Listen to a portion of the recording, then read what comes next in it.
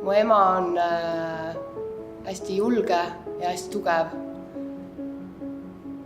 Ja ta on täpselt selline naine, nagu ma arvan, et naised olema peaksid. Et ta ei ole kunagi ennast võib-olla naiseks tituleerinud sellises soorolli maailmas, kus me elame. Ja ma arvan, et kõige tähtsam asi või tähendab, ta kunagi ei karjunud mu peale ja ta kunagi ei viibutanud näpuga ja ta karjus mu peale ainult siis, kui ma talle varba peale astusin või siis, kui ma olin käärid valesse kohta pannud, sest ta vihkas, kui ta pidi enda asju otsima.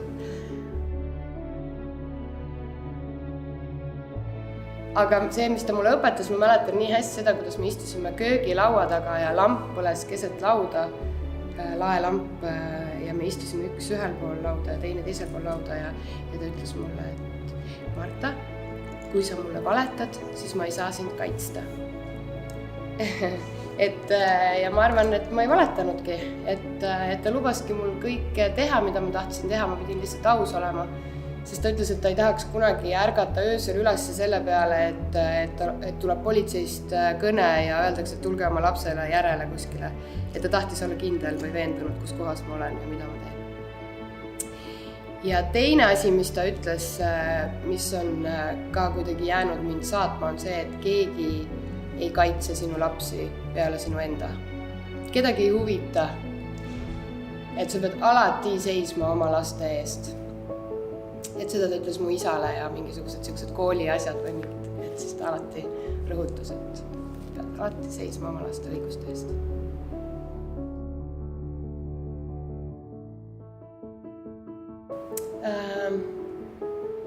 Ma olen selle peale, minu laps on 3,5-aastane ja ma olen selle peale hästi palju viimasel ajal mõelnud. Et mis see emaks olemine on ja mida see tähendab ja läbi selle ma olen ka aru saanud enda emast. Et ma arvan, et see on üks suurim isetus ja oma tahtest loobumine, et lapse kasvatamine on ikka nagu täiskohaga töö. Et kui naised lähevad koju, siis nad ei saa kunagi puhata. Et kui ma ka vaatan, et olen koolis näiteks terve päeva ja siis sõbrad lähevad koju chillima, siis mul hakkab teine tööpäev, kus ma siis teen mitte neid asju, mis mulle meeldivad, vaid pigem neid asju, et kellelgi teisel oleks hea. Et sellest vist ei saagi enne aru, kui sul on endal lapsed, et mida need emad tegelikult ohverdavad, et kasvaks õnnelik, enesekindel ja tore inimene ühest lapsest. Ja mida ma ka veel tähele panin või mille peale ma mõtlesin, oli see, et kui mõttetud emad on, et tegelikult nad on nii iseenesest mõistetavad, et sa isegi ei pane tähele, et nad on, sest sa küll armastad neid, nad on sulle nagu vajalikud.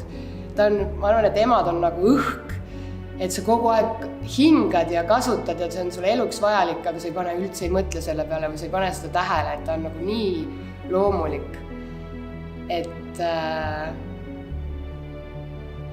jah, emad on võimsad tegelased.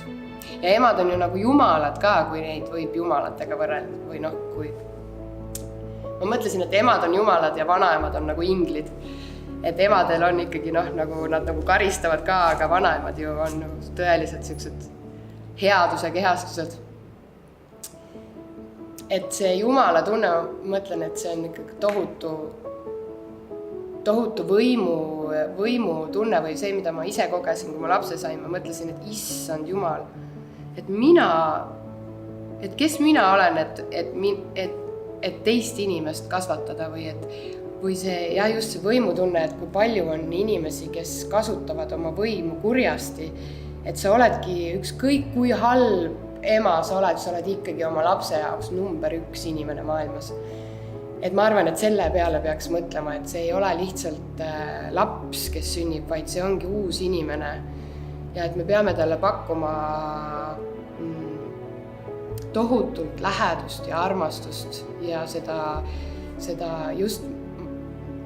Mul on üks selline mõte, et milline oleks eestlane, kui me oleksime kasvanud Kaisus. Et kui meil oleks see lähedustunne, et kas me kallistaksime, kas me oleksime nagu, et kui teha niisugune, see on nagu mingi utoopiline idee, aga kui teha niisugune katse, et võtad testgrupi, teie võtate nüüd kõik oma lapsed Kaisu ja kasvatame nendest nagu empaatilised ja tundlikud ja öeldakse isegi, et Kaisus kasvanud lapsed on intelligentsemad.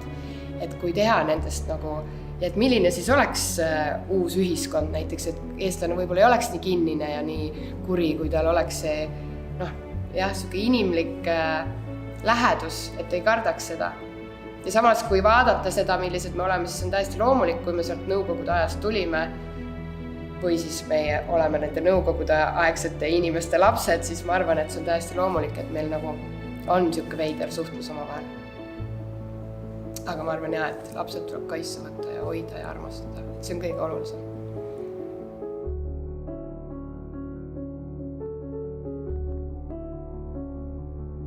Soovin oma emale tervist, rõõmu. Ja ma arvan, et asju, mis üllataksid. Et tema elus juhtuks võimalikult tihti midagi sellist, kus ta õpib iseenda kohta jälle midagi uut. Või mis paneb järele mõtlema ja muudab näiteks, et ta saab oma mineviku peale mõelda ja mingisugused asjad kuidagi läbi oma uue perspektiivi ära muuta või midagi, mis kirgastaks veel meeli ja vaimu ja ma arvan, et mis see kõige olulisem ikka on, et õnnelik on.